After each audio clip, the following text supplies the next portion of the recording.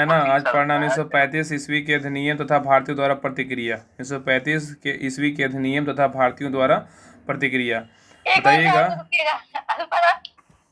तो आज आज जो है 1935 ईस्वी के अधिनियम द्वारा भारतीयों द्वारा प्रतिक्रिया पढ़ना। इसके पहले का अधिनियम पढ़ चुके हैं। और नेक्स्ट इसमें बोल रहा है कि जवाहरलाल नेहरू ने इसे अप्रजातांत्रिक अनैच्छिक और राष्ट्रवादी संविधान की संज्ञा दी तथा इसे दास्ता तथा नया चार्ट गुलामी का अधिकार पत्र कहा एवं इसके एक कार जिसमें ब्रेक तो था है पर इंजन नहीं है। तो बोल रहा है 1935 ईस्वी के अधिनियम में भारतीयों द्वारा प्रतिक्रिया क्या क्या था। तो जवाहरलाल नेहरू ने इसे क्या किया था, बस सबका अपना अपना प्रतिक्रिया। क्वेश्चन पूछेगा ना कि अप्रजातांत्रिक अनैच्छिक राष्ट्रवादी संविधान की संज्ञा दी तथा इसे दास्ता का नया चार्टर गुलामी का अधिकार पत्र कहा एवं इसे एक कार है जिसे में ब्रेक तो है पर इंजन नहीं है। किसने कहा था?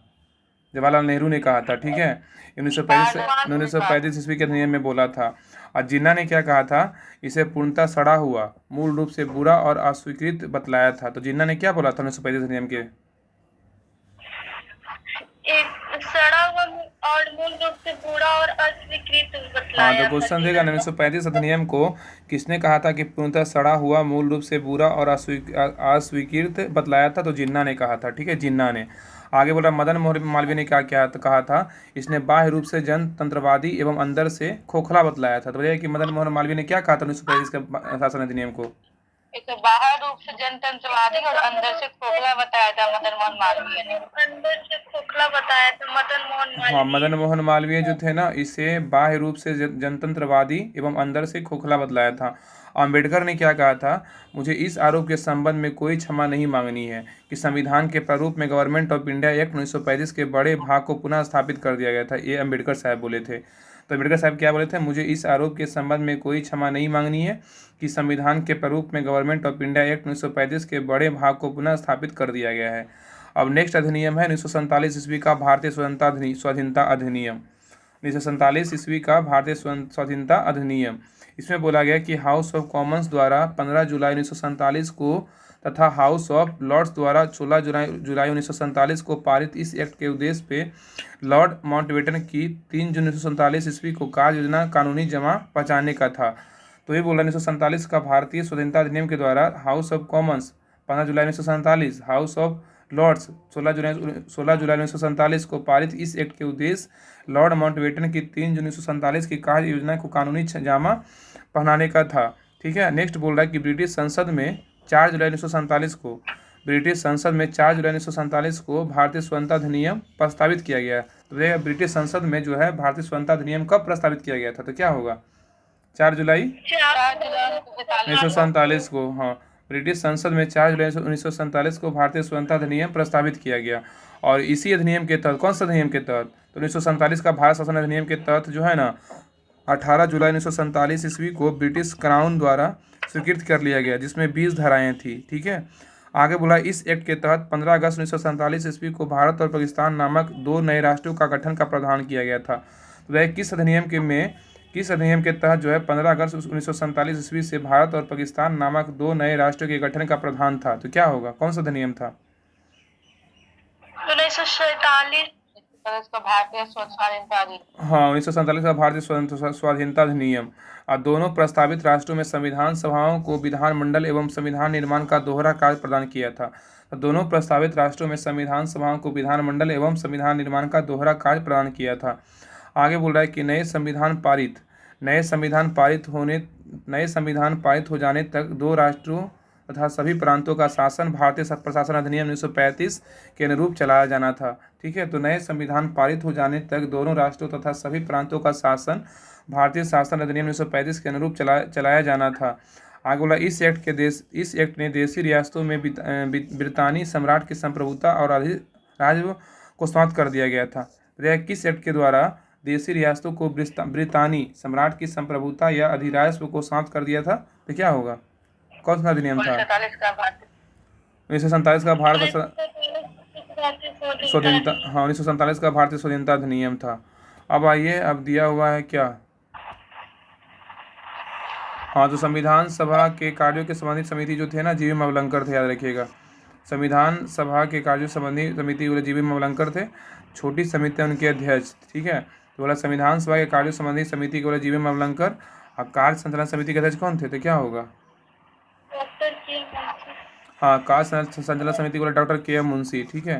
कार्य संचालन समिति का बोले डॉक्टर के एम मुंशी। और सदन समिति का बोलेगा तो सदन समिति का पटाभी सीतारामैया। हाँ, सदन समिति का पटाभी सीतारामैया। राष्ट्र ध्वज संबंधी तदर्थ समिति का कौन थे? डॉक्टर राजेंद्र प्रसाद थे। हाँ, तो संविधान सभा के कार्यों से संबंधी समिति का बोलेगा जीवी मावलंकर। कार्य संचालन समिति का डॉक्टर के एम मुंशी। और सदन समिति का पटाभी सीतारामैया। और राष्ट्र ध्वज संबंधी तथा समिति का बोले डॉक्टर राजेंद्र प्रसाद। और प्रत्यायक प्रेसिडेंशियल समिति का बोलेगा तो कौन थे? तो अल्लादी कृष्णा स्वामी अय्यर थे। अब वित्त एवं कर्मचारी स्टाफ समिति का बोलेगा तो डॉक्टर राजेंद्र प्रसाद थे। तो संविधान सभा के कार्यों से संबंधित समिति बोला जीवी मावलंकर। कार्य संचालन समिति का डॉक्टर के एम मुंशी। सदन समिति का बोलेगा तो पटाभी सीतारामैया। और राष्ट्र ध्वज संबंधी तदर्थ समिति का बोलेगा तो डॉक्टर राजेंद्र प्रसाद। और प्रत्यायक प्रेसिडेंशियल समिति का बोलेगा तो अल्लादी कृष्णा स्वामी अय्यर। और वित्त एवं कर्मचारी स्टाफ समिति का बोलेगा डॉक्टर राजेंद्र प्रसाद थे। अब नेक्स्ट पेज पे आइए। अब 7 नंबर रहेगा कि मुख्य आयुक्तों के प्रांतों के लिए समिति के अध्यक्ष कौन थे? तो पटाभी सीतारामैया ही थे। मुख्य आयुक्तों के प्रांतों के लिए समिति बोलेगा तो पटाभी सीतारामैया ही थे। सर्वोच्च न्यायालय के लिए तदर्थ समिति के अध्यक्ष कौन थे? क्या होगा? एस बरदाचारी थे, जो सभा के सदस्य नहीं थे।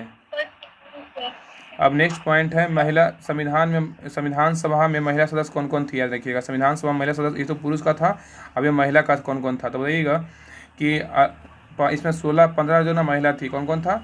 तो अमी स्वामीनाथन, दूसरा एनी मैस्क्रीन, तीसरा बेगम एजाज रसूल, चौथा दक्ष यामी बेलायुद्दीन, पाँचवा जी दुर्गाबाई, छठा हंसा मेहता, सातवां कमला चौधरी, आठवां लीला रे, और नौवां बोले मालती चौधरी, 10वां पूर्णिमा बनर्जी, और 11वां रेणुका राय, और 12वां सरोजिनी नायडू, 13वां राजकुमारी अमृता कौर।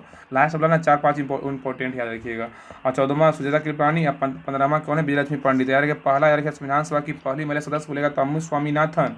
और लास्ट में जो है ना 12वां बोलेगा तो सरोजिनी नायडू, राजकुमारी अमृता कौर, सुजाता कृपलानी, और 15वां बोलेगा विजयलक्ष्मी पंडित। लास्ट वाला बोलेगा विजयलक्ष्मी पंडित थी संविधान सभा महिला सदस्य। तो बताइएगा कि संविधान सभा महिला सदस्य कौन कौन थी? तो क्या होगा?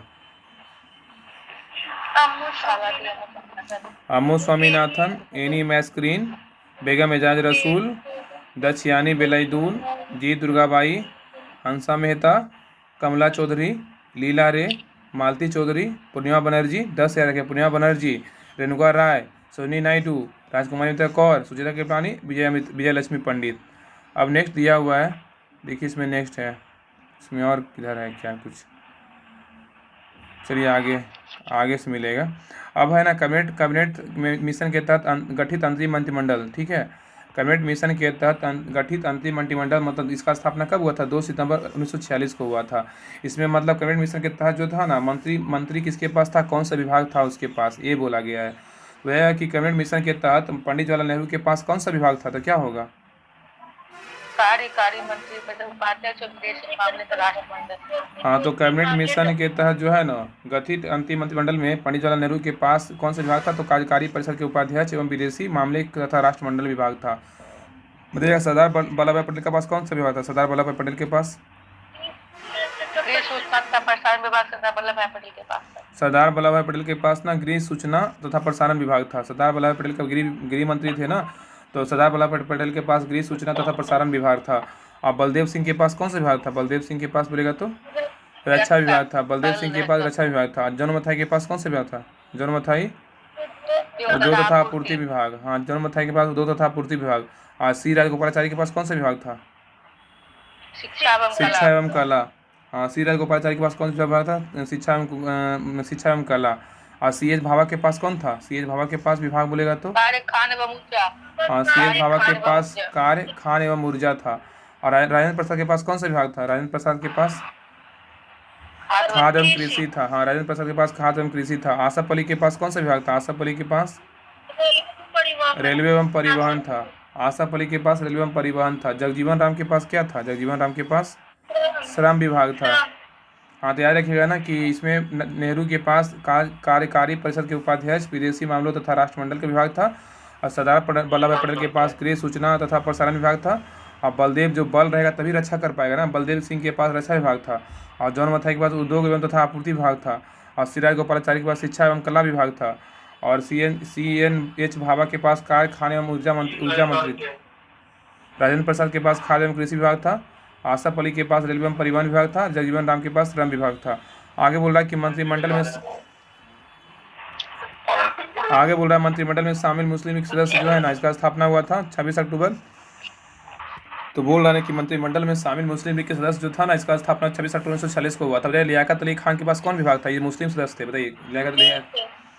लियाकत अली के पास ना वित्त विभाग था। दया कि चुंदरीगढ़ के पास कौन सा विभाग था? चुंदरीगढ़ के पास वाणिज्य विभाग था। अब्दुल रब नस्तर के पास कौन सा विभाग था? संचार विभाग था। और जोगेंद्र नाथ मंडल के पास कौन सा विभाग था? जोगेंद्र नाथ मंडल के पास विधि विभाग था। हाँ, तो लियाकत अली खान के पास वित्त विभाग, चुंदरीगढ़ के पास वाणिज्य विभाग, अब्दुल रब नस्तर के पास संचार विभाग, जोगेंद्र नाथ मंडल के पास विधि विभाग, और गजानतर अली के पास कौन सा विभाग था? तो स्वास्थ्य विभाग था, याद रखिएगा। आगे है अब ना, भारत जब आज़ाद हुआ उसके बाद का मतलब विभाग था जो था ना, कौन कौन के पास क्या क्या था। तो स्वतंत्र भारत का पहला मंत्रिमंडल था 1947 में जो बना था, उसमें कौन कौन मंत्री पास कौन सा विभाग था उसके बारे में बोल रहा है। ये था आज़ाद भारत से पहले था, अब है आज़ाद भारत की आज़ादी के बाद है। पंडित जवाहरलाल नेहरू के पास कौन सा विभाग था? प्रधानमंत्री राष्ट्र मंडल विदेशी मामले वैज्ञानिक शोध। हाँ, तो पंडित जवाहरलाल नेहरू के पास जो ना, ये प्रधानमंत्री थे, पहले प्रधानमंत्री ही थे ना पंडित जवाहरलाल नेहरू। और राष्ट्रमंडल तथा विदेशी मामले के वैज्ञानिक शोध मंत्री थे। ठीक है, ये क्वेश्चन जो है 1/9/2012 में पूछा हुआ है। तो सरदार वल्लभ भाई पटेल के पास कौन सा विभाग था?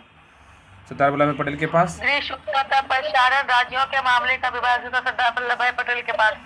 सरदार वल्लभ भाई पटेल जो थे ना, ये मतलब आज़ाद भारत से पहले भी गृह मंत्री थे, उसके बाद भी गृह मंत्री थे। सरदार वल्लभ भाई पटेल जो गृह मंत्री थे, इनके पास था। और सूचना तथा प्रसारण विभाग था, राज्यों के मामले विभाग भी था इनके पास, तीनों विभाग था। पहले तो 2 विभाग था, एक और विभाग जुड़ गया। राजेंद्र प्रसाद के पास कौन सा विभाग था? राजेंद्र प्रसाद के पास खाद्य एवं कृषि के विभाग था। तो राजेंद्र प्रसाद के पास पहले विभाग था खाद्य एवं कृषि ही था, लेकिन आज़ाद भारत के बाद भी खाद्य एवं कृषि विभाग ही था राजेंद्र प्रसाद के पास। मोहम्मद अबुल कलाम आज़ाद के पास कौन सा विभाग था? शिक्षा। हाँ, अबुल कलाम के पास शिक्षा विभाग था। हाँ, और भीमराव अम्बेडकर के पास कौन सा विभाग था? भीमराव अम्बेडकर के पास विधि विभाग था। विधि के निर्माता किनको बोला जाता है? भीमराव अम्बेडकर को बोला जाता है ना। तो विधि जो है विभाग था भीमराव अम्बेडकर के पास। जॉन मथाई के पास कौन सा विभाग था? जॉन मथाई के पास रेलवे व परिवहन। हाँ, जॉन मथाई के पास जो है रेलवे एवं परिवहन विभाग था। बताइए कि जगजीवन राम के पास कौन सा विभाग था? जग में आए तो श्रम करना पड़ेगा। हाँ, जग में तो श्रम विभाग था जगजीवन राम के पास। और सरदार वल्लभ भाई पटेल के पास कौन सा विभाग था? हाँ, बल रहेगा तभी रक्षा कर पाइएगा। तो पहले भी था, भारत की आज़ादी के पहले भी थे इनके पास रक्षा विभाग था।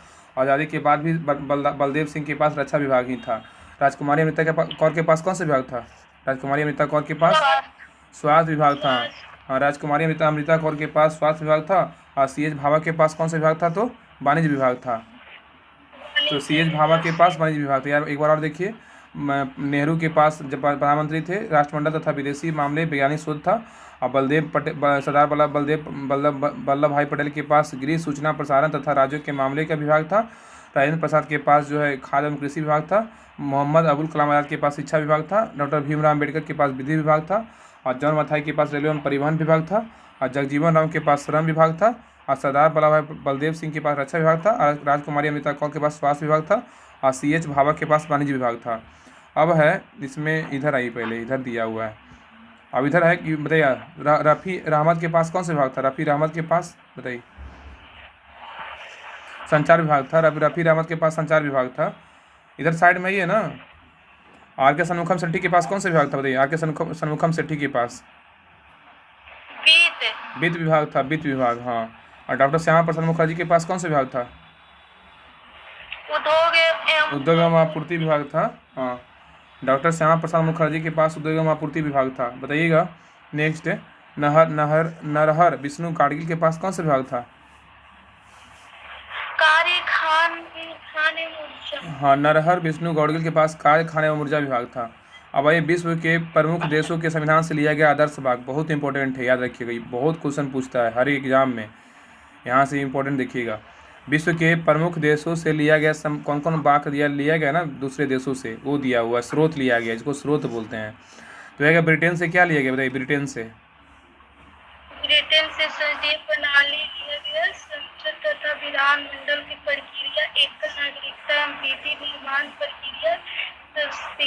विशेषाधिकार विधि का शासन। हाँ तो याद और रखें ब्रिटेन, परमाधिकार हाँ ब्रिटेन से जो है ना संसदीय शासन, संसदीय प्रणाली ब्रिटेन से लिया गया। ब्रिटेन से संसदीय प्रणाली लिया गया। संसद तथा विधानमंडल की प्रक्रिया लिया गया ब्रिटेन से। एकल संघ नागरिकता लिया गया ब्रिटेन से। और एकल नागरिकता एवं विधि निर्माण प्रक्रिया ब्रिटेन से लिया गया। संसदीय विशेषाधिकार ब्रिटेन से लिया गया। और विधि का शासन जो है ना ब्रिटेन से लिया गया। और परमाधिकार लेख ब्रिटेन से लिया गया।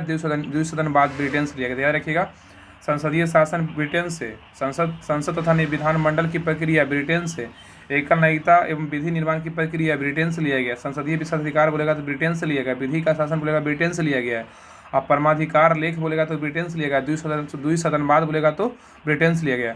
अब है अमेरिका। अमेरिका से क्या क्या लिया गया देखिए। अमेरिका से जो है ना मौलिक अधिकार कहाँ से लिया गया बताइए। हमें मौलिक अधिकार बोले तो अमेरिका। हाँ, मौलिक अधिकार जो है अमेरिका से लिया गया। सर्वोच्च न्यायालय का गठन व शक्तियाँ कहाँ से लिया गया है, तो अमेरिका से लिया गया है। अमेरिका। सर्वोच्च न्यायालय का गठन व शक्तियाँ कहाँ से लिया गया, अमेरिका से लिया गया। उपराष्ट्रपति का पद कहाँ से लिया गया है, तो क्या होगा, अमेरिका। अमेरिका से लिया गया। उपराष्ट्रपति का पद बोलेगा अमेरिका से लिया गया। विधि के समान संरक्षण कहाँ से लिया गया है, अमेरिका। अमेरिका से लिया गया। विधि के समझ समान संरक्षण अमेरिका से लिया गया। न्यायिक पुनर्विलोकन कहाँ से लिया गया है, तो क्या होगा, अमेरिका से लिया गया है। हाँ, न्यायिक पुनर्विलोकन कहाँ से लिया, अमेरिका से लिया गया। न्यायपालिका की स्वतंत्रता कहाँ से लिया गया है, अमेरिका से लिया गया है। न्यायपालिका की स्वतंत्रता कहाँ से लिया गया, अमेरिका से लिया गया। बताइए वित्तीय अपराध कहाँ से लिया गया, वित्तीय अपराध बोलेगा तो अमेरिका से लिया गया। निर्वाचित राष्ट्रपति एवं उस पर महाभियोग कहाँ से लिया गया है, अमेरिका से लिया गया। याद रखिए अमेरिका से क्या क्या लिया गया, तो मौलिक अधिकार अमेरिका से, आस अधिकार आज से अमेरिका, लेकिन मौलिक कर्तव्य बोलेगा तो रूस से लिया गया है। ठीक है, तो मौलिक अधिकार अमेरिका, सर्वोच्च न्यायालय का गठन व शक्तियाँ अमेरिका से लिया गया। उपराष्ट्रपति का पद अमेरिका से लिया गया। विधि के समझ समान संरक्षण अमेरिका से लिया गया। न्यायिक पुनर्विलोकन बोलेगा तो अमेरिका से लिया गया है। न्यायपालिका की स्वतंत्रता बोलेगा तो अमेरिका से लिया गया। वित्तीय अपराध तो अमेरिका से लिया गया। निर्वाचित राष्ट्रपति एवं उस पर महाभियोग बोलेगा तो अमेरिका से लिया गया है। अब बताइएगा नेक्स्ट बताइए, अब आयरलैंड।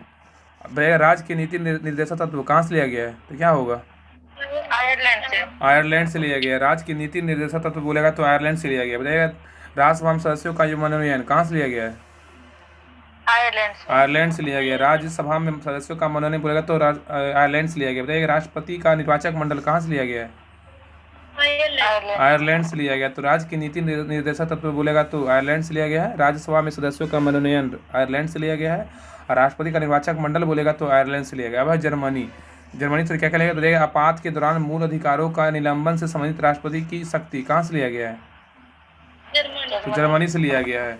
आपातकाल के दौरान मूल अधिकारों के निलंबन से संबंधित राष्ट्रपति की शक्ति बोलेगा तो जर्मनी से लिया गया। देखिए अब है कनाडा। कनाडा संघात्मक व्यवस्था कहाँ से लिया गया है, संघात्मक व्यवस्था, हाँ तो संघात्मक व्यवस्था कहाँ से लिया, कनाडा से। राज्यपाल का पद कहाँ से लिया गया है, तो कनाडा से लिया गया है।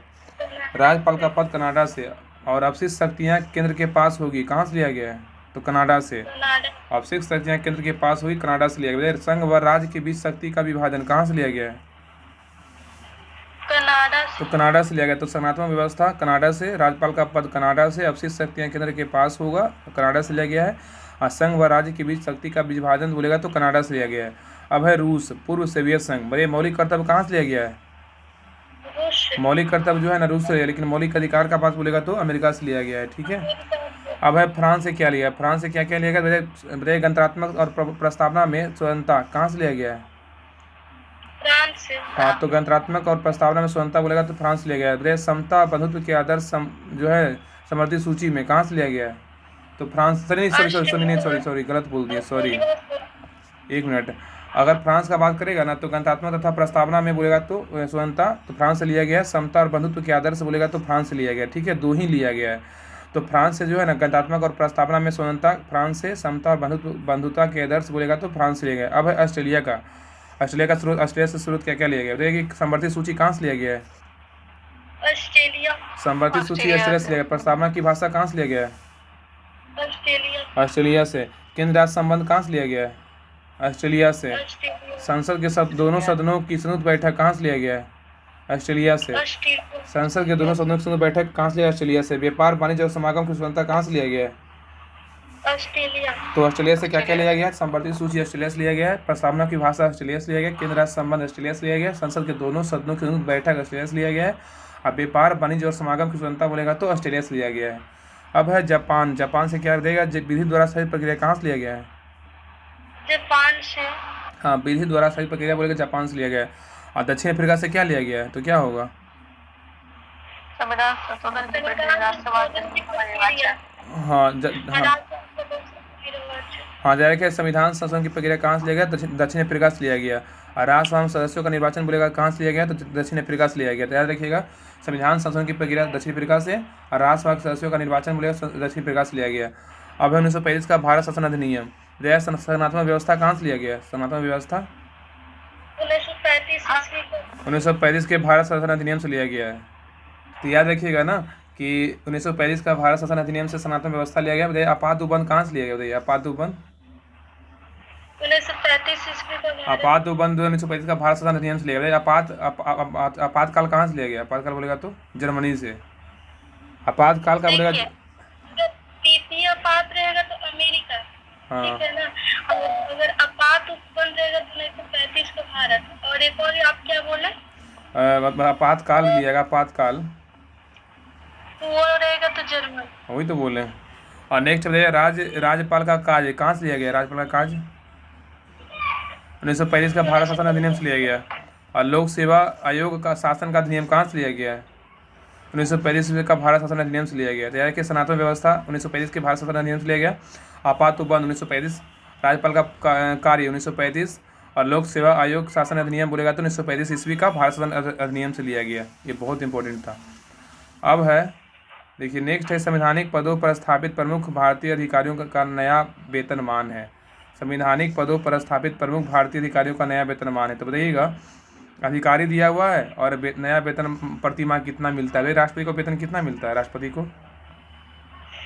5 लाख रुपया। राष्ट्रपति को जो है ना 5 लाख रुपये मिलता है वेतन। और उपराष्ट्रपति लोकसभा अध्यक्ष को कितना मिलता है? 4 लाख रुपये मिलता है। हाँ, तो राष्ट्रपति को 5 लाख और उपराष्ट्रपति लोकसभा अध्यक्ष को 4 लाख।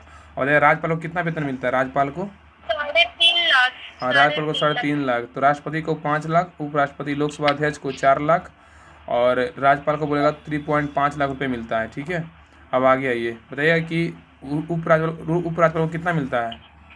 उपराज्यपाल को वेतन हाँ 2.25 लाख रुपये मिलता है। उपराज्यपाल को 2.25 लाख। ऐसे क्या बोल रहा है? क्या दिक्कत है? 2.25 लाख बोल सकते हैं ना।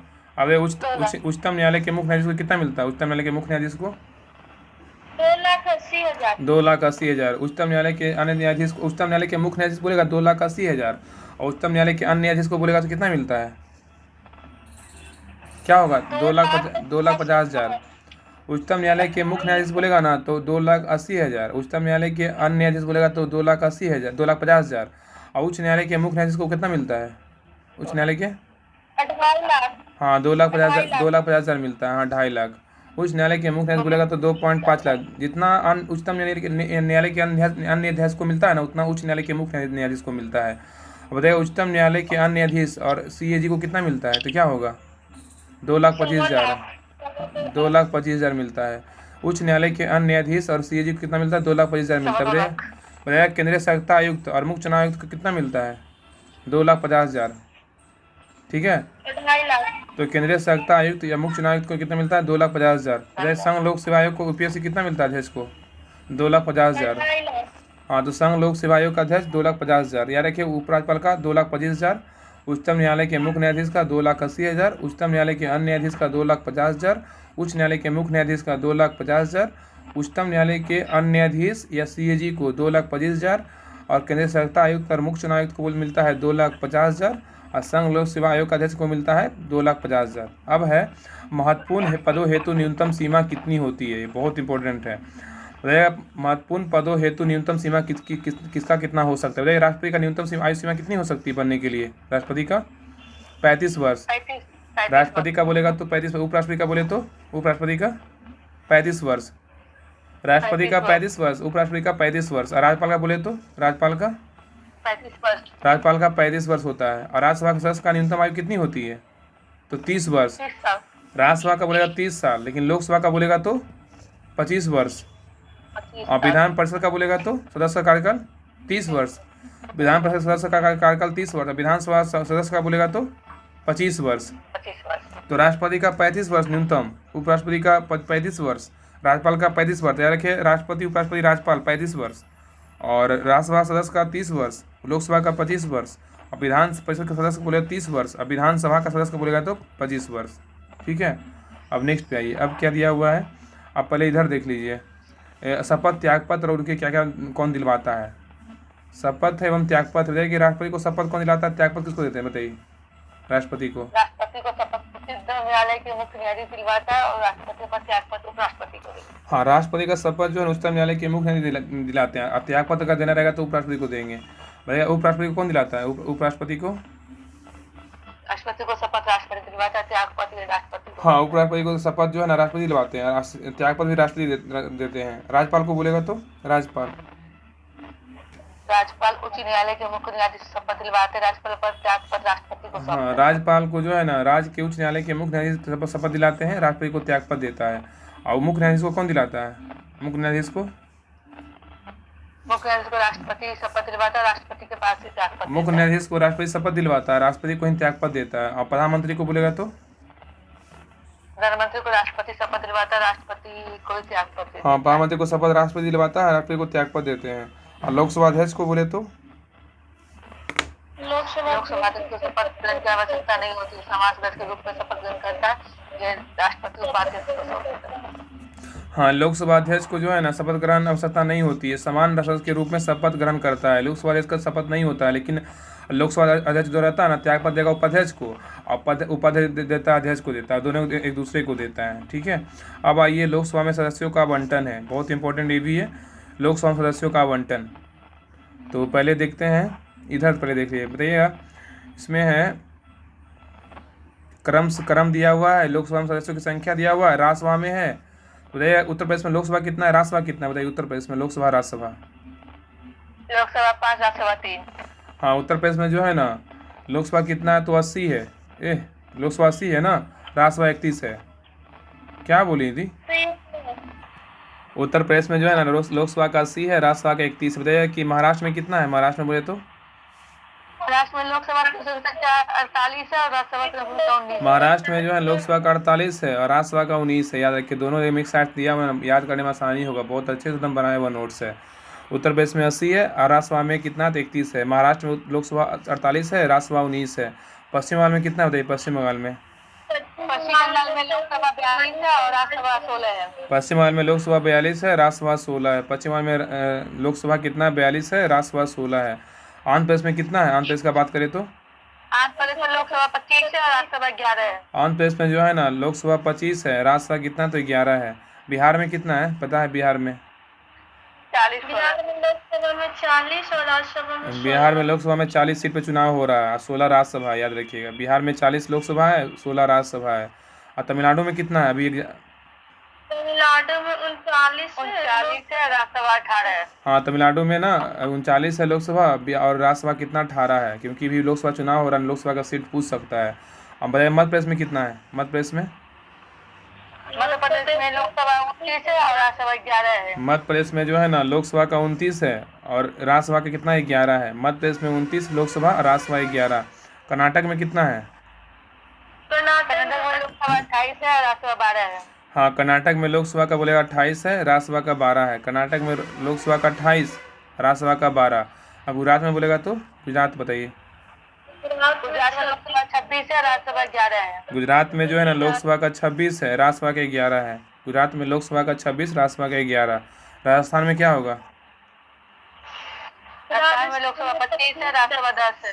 राजस्थान में जो है लोकसभा 25 है, राज्यसभा 10 है। राजस्थान में लोकसभा 25 है, राज्यसभा 10। उड़ीसा में कितना है, उड़ीसा में बोले तो उड़ीसा में लोकसभा 11 है, राज्यसभा 10 है। और उड़ीसा में जो है ना लोकसभा का 21 है, राज्यसभा का 10 है। उड़ीसा में लोकसभा 21, राज्यसभा 10। और केरल में कितना है, केरल का बात करें तो केरल में जो है ना लोकसभा का 20 है और राज्यसभा कितना है तो 9 है। केरल में 20, केरल का जो 20 रहता है ना, 20 एकदम जूस होता है ना, 20 की तरह लगता है। तो केरल में लोकसभा 20 और राज्यसभा बोलेगा तो 9। और झारखंड बोलेगा तो झारखंड में लोकसभा 14, राज्यसभा 6। झारखंड असम में जो है ना लोकसभा सेम ही है, 14 दोनों में है। तो झारखंड में लोकसभा 14 है और 6 राज्यसभा है। असम में लोकसभा कितना है, 14 है और राज्यसभा कितना है तो 7 है, याद रखिएगा। तो झारखंड में 14-6, असम में 14-7। बताइए पंजाब में कितना है लोकसभा राज्यसभा? पंजाब में लोकसभा 13 है, राज्यसभा 7 है। हाँ, पंजाब में जो है लोकसभा 13 है, राज्यसभा 7 है। पंजाब में लोकसभा 13, राज्यसभा 7। छत्तीसगढ़ में कितना है? लोकसभा 11 है, राज्यसभा 5 है। छत्तीसगढ़ में जो है ना लोकसभा 11 है, राज्यसभा 5। छत्तीसगढ़ में लोकसभा 11, राज्यसभा 5। हरियाणा बोले तो हरियाणा हरियाणा में लोकसभा 10 है और राज्यसभा 5 है। हरियाणा में लोकसभा 10 है, राज्यसभा 5 है। तेलंगाना बोले तो तेलंगाना में लोकसभा 17 है और राज्यसभा 7 है। तेलंगाना में लोकसभा 17 है, राज्यसभा 7 है। तेलंगाना में 17 और 17 गुना 7 कीजिए, 119 आएगा, तो वो होगा विधानसभा का। मेघालय कितना है? मेघालय का बात करें तो मेघालय में लोकसभा में 2 है, राज्यसभा में 1। मेघालय में लोकसभा में 2 है, राज्यसभा में 1 है मेघालय में। अब इधर आइए, बताइएगा नेक्स्ट है उत्तराखंड में कितना है? उत्तराखंड का बात करें तो उत्तराखंड में लोकसभा 5 है, राज्यसभा 3 है। उत्तराखंड में जो है ना लोकसभा का 5 है, राज्यसभा का 3 है, याद रखिएगा। उत्तराखंड में लोकसभा का 5 है, राज्यसभा का 3 है। हाँ सही है। हिमाचल प्रदेश बताइए।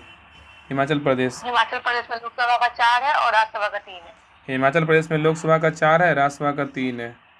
अरुणाचल प्रदेश अरुणाचल प्रदेश में लोकसभा में 2 है, राज्यसभा में 1 है। अरुणाचल प्रदेश में लोकसभा 2 है, राज्यसभा का 1 है।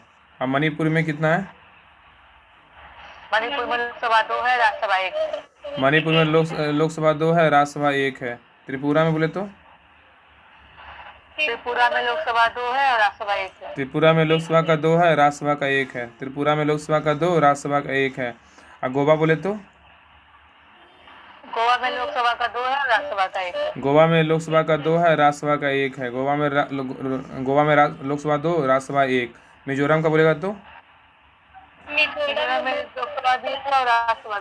मिजोरम में लोकसभा का 1 है, राज्यसभा का 1 है। नागालैंड में बोलेगा तो वही 1 लोकसभा। नागालैंड में एक लोकसभा 1 और राज्यसभा 1। सिक्किम में तो लोकसभा 1 और राज्यसभा 1 है। अब है यूटी, संघीय राज्य क्षेत्र में बताइएगा कि दिल्ली में कितना लोकसभा है, राज्यसभा कितना है दिल्ली में? दिल्ली में लोकसभा 7 है और हाँ, दिल्ली में लोकसभा 7 और राज्यसभा 3 है। चंडीगढ़ में कितना है? चंडीगढ़ में लोकसभा में 1 और राज्यसभा में 1 भी नहीं। हाँ, चंडीगढ़ में लोकसभा में 1 है और राज्यसभा में कुछ भी सीट नहीं है। अंडमान निकोबार द्वीप समूह में कितना है?